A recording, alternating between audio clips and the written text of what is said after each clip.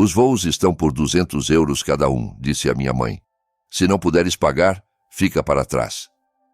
Eu assenti, depois recebi um alerta. O meu cartão de crédito tinha sido usado para 4 bilhetes de classe executiva, não em meu nome. Abri a app, cliquei em disputar tudo, bloqueei a conta. No check-in, a minha irmã mandou uma mensagem. Por que é que nada está pago? Eu respondi. O que disseste? Eu fiquei para trás, depois reservei a minha própria escapadela. No dia seguinte, o meu pai apareceu no meu apartamento. Eu não abri. Os voos são 12.200 euros cada um. A minha mãe disse, se não puderes pagar, fica para trás. Eu não discuti. Apenas assenti e até sorri, como se não doesse. Como se não fosse a 6ª vez em 2 anos. A minha própria família tinha deixado claro que eu não pertencia a menos que pagasse pelo privilégio. Ela disse-o tão casualmente ao telefone em alta voz, enquanto eu ainda estava com a farda, a suar depois de um turno de 12 horas no hospital. Eu tinha acabado de trabalhar turnos noturnos, seguidos para cobrir a renda e ir pagando os empréstimos estudantis. Eles iam todos para a Madeira. A minha mãe, o meu pai, a minha irmã Carla, o marido dela, Diogo. Uma semana de férias em família. Classe executiva, claro. Sabes, merecemos isto, acrescentou ela. Tem sido um ano difícil para todos. Todos. Como se eu não fizesse parte desse todos. Como se eu não tivesse emprestado 2.500 euros a Carla em abril passado, quando o Diogo perdeu o emprego nas vendas, ou coberto a franquia médica do pai, quando a tensão arterial dele subiu e ele recusou ir às urgências por causa do custo. Eu disse-lhe que estava bem ficar para trás, e depois voltei a limpar. Vômito de um paciente bêbado que tentou bater-me por sugerir que se deitasse. Mas mais tarde nessa noite, recebi um ping no telemóvel, um alerta da app do cartão de crédito, para bilhetes de classe executiva a 12.200 euros cada um. O meu cartão, não o meu nome. Abri a app. Nomes dos passageiros: Carla B., Diogo B., Sandra M., a mãe, Guilherme M., o pai. Não. Ana M., não. Eu. Fiquei a olhar para o ecrã durante 1 minuto inteiro. Os meus dedos ficaram frios, o coração a bater forte. Eles tinham usado o meu cartão de crédito outra vez, sem pedir, sem me dizer, assumindo que eu cobriria como sempre. Nem sequer me deram um lugar à janela. Cliquei em disputar tudo. Depois bloqueei a conta. 1 hora depois, estava a lavar os dentes quando o telemóvel vibrou outra vez. Uma mensagem da Carla. Por que é que nada está pago? Estamos no check-in. Limpei a pasta de dentes da boca, olhei para a mensagem, respirei fundo. Depois escrevi de volta. O que disseste? Eu fiquei para trás. E fiquei para trás, mas não da forma que eles esperavam. Reservei a minha própria escapadela. Algum lugar mais quente, mais calmo. Sem família, sem obrigações, sem culpa. Na manhã seguinte, o telemóvel vibrou outra vez. Uma chamada do pai. Não atendi. Nessa tarde, ele apareceu no meu apartamento. Bateu como se fosse dono do lugar. Eu não abri a porta. Não começou com os bilhetes. Isso foi só a cereja no topo de uma montanha feita de fronteiras quebradas e taxas de descoberto. Começou quando eu tinha 22 anos e a Carla pediu o meu cartão de crédito emprestado para comprar um vestido para a festa de noivado dela. Uma emergência temporária de 600 euros, porque trabalhas na saúde e nem te arranjas. Por isso, não vais notar. Ela prometeu pagar-me no fim do mês. Nunca pagou. Depois foi o pai a pedir-me para coassinar um empréstimo para renovarem a cozinha. Não é nem para nós, disse ele. É para o valor de revenda. Um dia, vais herdar. Spoiler. A casa foi refinanciada 2 vezes e usaram o dinheiro para pagar o segundo negócio falhado do Diogo. Eu trabalhava mais de 50 horas por semana na altura, mal mantendo a cabeça à tona da água. E de alguma forma, ainda era o multibanco da família. A confiável, a enfermeira com emprego estável, a solteira sem filhos. A que devia contribuir porque a família apoia-se mutuamente. Mas nunca era mútuo. Quando apanhei pneumonia no inverno passado, a trabalhar durante a época da gripe, e pedi à mãe para me trazer sopa, ela disse: "Não posso, querida." Prometi a Carla que ficava com as crianças enquanto ela ia arranjar as unhas. Tu compreendes? Eu sempre compreendi. Quando o Diogo bateu com o meu carro, o carro que lhe emprestei enquanto o dele estava na oficina, o meu prêmio de seguro duplicou. Ele nem pediu desculpa, só encolheu os ombros e disse: é para isso que serve o seguro, não é? Eles esgotaram-me devagar, gota a gota, até eu nem sentir mais como ferver um sapo. Eu era o sapo. Até a semana antes da viagem à Madeira, isso foi o verdadeiro detonador. Estava a acabar um turno noturno quando a Carla mandou uma mensagem. Podes adiantar o teu ordenado? A mãe quer reservar hotéis e estamos curtos. Que? Ordenado? Respondi. Curtos para quê? Ela respondeu com um gif de dançarinas de hula e as palavras viagem em família, com um emoji de ilha deserta, hibisco e mulher a dançar. Liguei à mãe. A Carla disse que precisam de ajuda com hotéis. Perguntei, tentando ficar neutra. Oh, querida, não te preocupes com isso, cantarolou ela. Está tudo reservado. Precisávamos só de um bocadinho para subir para a classe executiva. Sabes como os joelhos do Diogo são maus. Espera, estão a pedir-me para cobrir a subida para uma viagem em que nem vou? Silêncio. Depois o tom mudou. Olha, Ana, se querias vir, podias ter dito. Mas os voos são 10.200 euros cada um. Se não puderes pagar isso, talvez seja melhor ficares de fora. Sem ressentimentos. Ela disse-o como se eu fosse um fardo, como se a minha existência fosse um inconveniente para o itinerário de luxo deles. Não discuti, só desliguei. Quieta, calma, dormente. Depois veio a notificação, o meu cartão, usado para 4 bilhetes de classe executiva. Foi quando a dormência quebrou, todos os sacrifícios, todas as vezes que cancelei férias, saltei jantares, trabalhei duplos. Para quê? Para eles viverem à grande enquanto eu racionava os remédios e comia massa instantânea 3 noites por semana. Nessa noite, sentei-me à secretária, a olhar para uma folha de cálculo das minhas finanças. Tinha 327 euros na conta corrente, 14.200 euros em empréstimos estudantis. O meu carro tinha 6 anos com 191 mil quilômetros. Não ia de férias desde a universidade. Entretanto, o Diogo bebia champanhe de primeira classe com o meu nome no recibo, e a Carla teve a audácia de me mandar uma mensagem da fila do check-in com "Por que é que nada está pago?" A máscara caiu. Era quem eles eram, quem sempre tinham sido. Eu não era família, era financiamento. Respondi simplesmente: "O que disseste?" Eu fiquei para trás. Depois fiz algo que nunca pensei fazer. Abri um site de viagens e reservei a minha própria viagem. Nada chique, mas era minha, toda minha, sem obrigações, sem culpa. No dia seguinte, o pai apareceu à minha porta como uma cena de um thriller da Netflix. Ainda com a camisa havaiana de pé fora do meu apartamento, com um olhar que oscilava entre confusão, raiva e direito. Bateu. Eu não me mexi. Bateu outra vez, mais alto. "Ana, abre a porta. Precisamos de falar." Eu não abri. Ficou lá 7 minutos. Eu cronometrei. Depois foi-se embora. Nessa noite, recebi uma mensagem de voz da mãe. "Magoei mesmo o teu pai hoje. Ele voou de volta cedo para falar contigo, depois de tudo o que fizemos por ti. Fizemos por ti." Guardei a mensagem. Não para memórias, para a prova. No dia seguinte, a Carla tentou ligar 5 vezes, depois mandou esta pérola: "Cresce. Não podes punir a família toda por um mal-entendido. Mal-entendido. Eles usaram-me, roubaram-me, gozaram comigo. E agora que disse não, eu era amada à fita." Mas já não estava zangada. Estava farta. Eles pensavam que o silêncio significava rendição. Que se batessem com força suficiente por tempo suficiente, eu cederia. Como sempre. Mas eu tinha mudado. O pai voltou no dia seguinte, desta vez com a mãe. Mesmo sítio, mesmo corredor do prédio, mesma manipulação cansada nas caras. Eu não abri a porta. Nessa noite, as mensagens começaram a inundar da Carla. "Estás a ser completamente injusta. Precisávamos daquela subida. Os joelhos do Diogo incham quando voa em econômica. Percebes o que fizeste?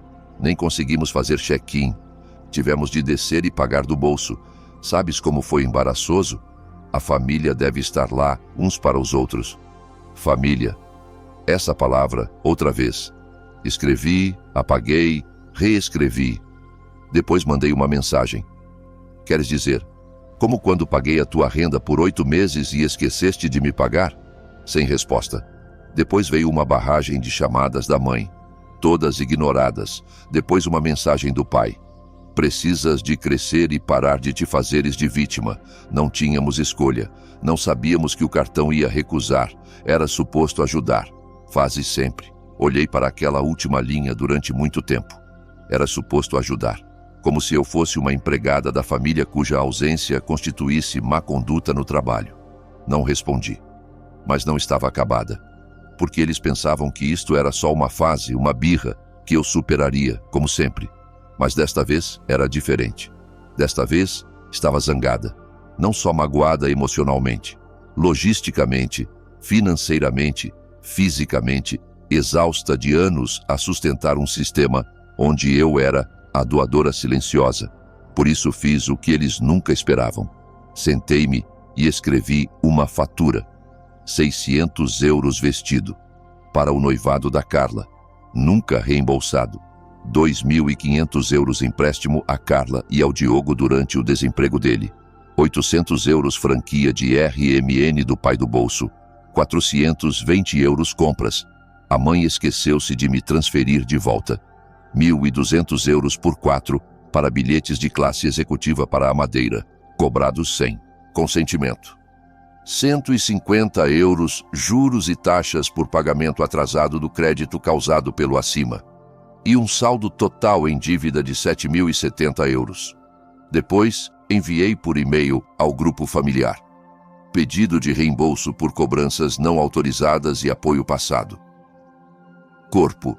De acordo com a vossa crença de que as famílias devem estar lá umas para as outras, vejam o anexo com o detalhe do apoio financeiro que estendi nos últimos 24 meses. A partir de 1 de julho, não subsidiarei mais despesas familiares. Reembolso total esperado em 30 dias úteis. Depois disso, submeterei relatórios formais ao meu provedor de crédito sobre uso não autorizado das minhas credenciais financeiras. Não será permitido mais interação financeira daqui para a frente. O grupo explodiu. Carla, estás a sério? Que tipo de pessoa envia uma fatura à própria família? Mãe, isto é magoante e desnecessário, Ana. Estás a piorar as coisas. Pai, criamos-te melhor que isto. Aquela linha foi a faísca final. Porque a verdade era que eles não me criaram. Eu criei-me a mim mesma.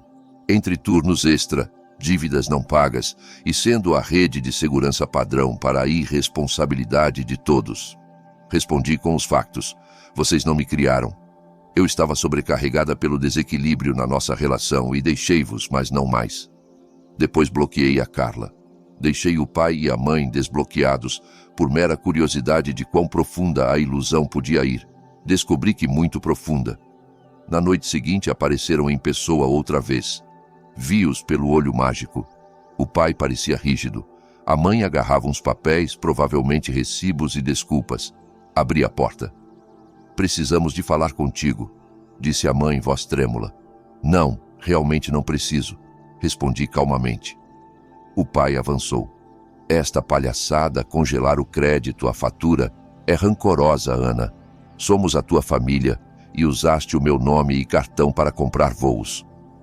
Eu rebentei. Isso não é família. Foi uma grave quebra de confiança.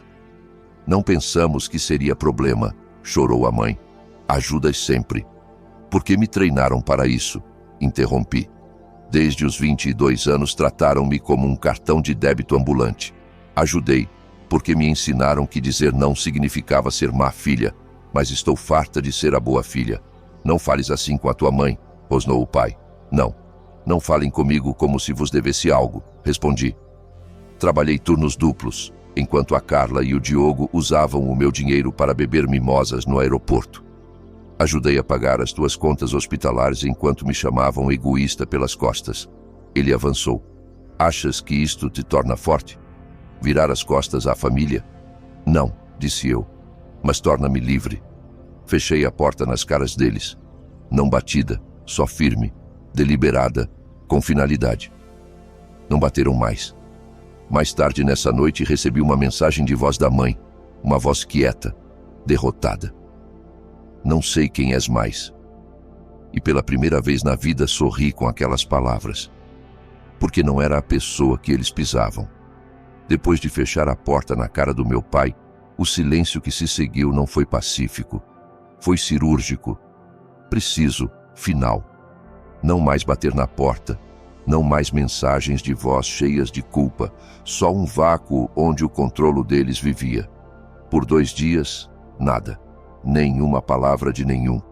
Meio que esperava que o ombro frio durasse para sempre. Depois veio o pânico. Começou com um e-mail do meu banco. Alguém tentou usar o meu velho cartão de crédito congelado outra vez para alugar um carro na Madeira. O Diogo, claro. Liguei ao departamento de fraude. Confirmaram que a tentativa de cobrança batia com os dados de ID dele. Queres apresentar queixa? Perguntaram. Não, ainda não.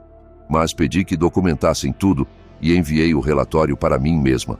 Assunto: prova caso eles escalem. Mais tarde nessa noite, recebi uma mensagem de um número desconhecido. Estamos encalhados. Vais mesmo deixar a tua família assim depois de tudo o que fizemos por ti? Carla. Olhei para ela durante muito tempo.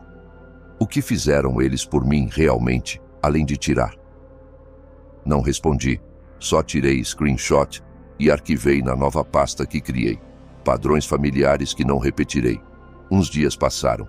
Depois algo verdadeiramente bizarro aconteceu. Recebi uma mensagem no Facebook da Marisa. Sim, aquela Marisa, a ex-mulher do Diogo. Não falávamos há anos. Última vez que soube, mudou-se para o outro lado do país depois do divórcio e começou de novo. Sempre foi demasiado esperta para ele. Uma advogada com garra, ambição e alergia a disparates. A mensagem dela era simples. Olá, Ana. Desculpa aparecer assim, mas talvez queiras falar. Respondi. É sobre o Diogo? Ela mandou um polegar para cima, depois um ficheiro, um PDF. Hesitei um segundo, depois abri. Dentro, screenshots, transferências bancárias, um rasto de papel. Aparentemente, o Diogo andava a redirecionar fundos de uma conta familiar conjunta que a mãe e o pai lhe deram acesso para. Emergências. Estava a jogar outra vez, cripto desta vez, alto risco, baixo QI. Piorou. Nos screenshots havia e-mails, um da mãe a implorar a Marisa para não reportar nada, outro do pai. Vamos consertar isto. A Ana não precisa de saber. Eles sabiam. Todos sabiam. Esconderam de mim porque tinham medo que eu os cortasse antes de o fazer mesmo. Os bilhetes de avião eram só a ponta do iceberg. Andavam a sangrar-me para cobrir a bagunça financeira do Diogo. Liguei a Marisa imediatamente. Ela atendeu ao segundo toque. Não tinha a certeza se querias falar, disse ela, mas não conseguia ficar a ver de fora. Sei como te tratavam. Perguntei por que mandava isto agora. Ela pausou. Depois disse: porque estás finalmente a fazer o que eu devia ter feito há anos, ir embora, e achei que merecias saber a verdade. Nessa noite, imprimi cada página, cada transferência, cada mensagem suspeita. Grampeei-as e levei para a secretária. E pela primeira vez em anos, dormi com a janela aberta. Brisa no quarto, sem ansiedade a zumbir no peito. Na manhã seguinte, recebi uma chamada de um número desconhecido. Deixei ir para a voicemail. Era o pai. Voz baixa. Não zangada, mas tensa. Ana, eu... não sei o que dizer. A tua mãe está doente de estresse. A Carla não come. O Diogo não está bem. Cometemos erros, claro, mas fizeste o teu ponto. Peço-te, de homem para mulher, podemos falar, por favor? Escrevi uma frase e mandei por mensagem. Não tens direito à graça que nunca ganhaste. Nessa semana enviei a fatura outra vez, desta vez com os ficheiros da Marisa, anexados como adenda. Prova suplementar. Copiei a tia Linda e só por graça encaminhei uma versão editada anonimamente ao departamento de RH do empregador do pai. Uns dias depois recebi um alerta. O pai já não aparecia no site da empresa. Não celebrei. Não estava zangada, só desligada. Entretanto, a minha vida floresceu. Inscrevi-me em terapia. Sessões reais, presenciais. Dei longos passeios. Comprei uma bicicleta. Cozinhei algo novo todos os fins de semana. Comecei a sair com um homem que conheci na cafetaria do hospital. David, suave, curioso, sem ideia de quem era a minha família. E contei-lhe sobre eles, sobre mim, sobre a versão de mim que finalmente construía sem eles. Uma tarde, o David e eu sentamo-nos no sofá a ver um trilho de caminhada local. Ele apontou para um e sorriu. Queres ir no próximo fim de semana? E pela primeira vez em anos, não precisei de verificar a conta bancária. Só disse sim. Semanas depois recebi uma última carta. Manuscrita, sem endereço de remetente. Reconheci a letra. Carla. 5 páginas de manipulação disfarçada de pedido de desculpas. Todos cometemos erros. Levaste isto longe demais. A mãe chora todos os dias. Viraste as costas ao sangue. No fim escreveu: somos família. Nada muda isso. E percebi que tinha razão. Somos família. Isso torna isto ainda pior, porque não foram estranhos que me roubaram. Foram as pessoas que me conheciam melhor, e ainda assim fizeram-no. Dobrei a carta, pus em cima do ficheiro da Marisa e tranquei ambos numa gaveta. Na noite antes do meu aniversário, recebi um cartão pelo correio. Simples, sem endereço de remetente. Só 3 palavras escritas dentro, e eu vejo-te. Era da Marisa, e nesse momento sorri, porque alguém finalmente via. Passaram 6 meses desde que bati com a porta no meu passado. 6 meses desde que parei de pedir desculpa por dizer não. 6 meses desde que finalmente olhei para o espelho e não vi uma carteira ambulante, mas uma mulher, inteira e livre. Costumava pensar que o fecho significava que eles vinham a mim. Cabeças baixas, lágrimas nos olhos, oferecendo desculpas e redenção. Mas o fecho não era trabalho deles, era meu. Há 3 semanas cruzei-me com a minha mãe. Acidente total. Estava a pegar o meu expresso matinal num café calmo no centro. Ainda meio adormecida, auriculares postos, capuz para cima. Depois a voz dela. Ana. Olhei para cima, e lá estava ela, mais pequena do que lembrava. Não só em estatura, em presença. Como se o tempo a tivesse encolhido. Sorriu como se nada tivesse acontecido. Como se não tivéssemos ido à guerra com silêncio e faturas. Podemos sentar-nos? Sentamo-nos. Ela falou primeiro divagando. Sem desculpas reais, só revisão de memória. Estávamos só a tentar manter as coisas juntas. Não percebíamos o quanto carregavas. Se pudéssemos voltar atrás, talvez fizéssemos algumas coisas diferentes. Sem responsabilidade, sem menção à fraude, sem palavras sobre o Diogo tentar usar o meu crédito outra vez, sem accountability pela veneno da Carla. Só um ensaio emocional onde eu devia fazer o papel da filha que perdoa. Mas estava farta desse papel. Depois veio o inevitável. Odeias-nos agora? Não pestanejei. Não, disse, mas não vos devo nada mais. Ela piscou. Mas somos família. Isso não é um argumento, respondi. É uma desculpa. Ela meteu a mão na mala e deu-me um envelope, levantou-se, disse que esperava que eu voltasse para eles um dia. Eu disse-lhe calmamente, já voltei, para te dizer que não volto. Quando ela saiu, abri o envelope, um cheque. €7 €87 sem nota, sem desculpa, só silêncio com um sinal de euro. Não o descontei, não imediatamente. Preguei-o na parede acima da secretária, ao lado de uma citação que mudou a minha vida. Não és obrigada a incendiar-te para manter os outros quentes. A Carla nunca me contactou diretamente outra vez, mas a Marisa sim. Descobri que, depois de partilhar as mentiras financeiras do Diogo comigo, enviou o mesmo pacote de prova a um advogado de família no escritório de fraude do Estado. O Diogo está agora sob investigação por fraude eletrônica e apropriação indevida de fundos familiares. Porque adivinhem, ele não usou só o meu cartão. Também desviou do fundo de reforma da mãe e do pai, as mesmas pessoas que uma vez me disseram, ele está só a passar uma fase má. Poético. Quando perguntei a Marisa por que ajudou, ela disse, porque mereces apoio, e não conseguia dormir sabendo que te continuariam a sangrar. Ela não era mais só a ex do Diogo. Era uma bomba de verdade com recibos. O pai perdeu o emprego em silêncio. Rumor é que o RH começou a investigar depois de um certo pacote anônimo chegar. Tentou ligar-me mais uma vez. Voicemail. Fizeste o teu ponto, Ana. Envergonhaste-nos a todos. Mas família não é uma transação. Vais arrepender-te? Não respondi. Porque eis a verdade. Família é uma transação, quando sempre foi unilateral. O David e eu estamos sólidos. Ele esteve lá quando lhe contei tudo. O bom, o feio, os registros bancários. Não pestanejou, só me deu a mão e disse: tenho orgulho em ti por não deixares que te tornasse amarga. É a primeira pessoa na minha vida que nunca me fez ganhar o amor dele através de sacrifício. Planeamos mudar-nos juntos este outono.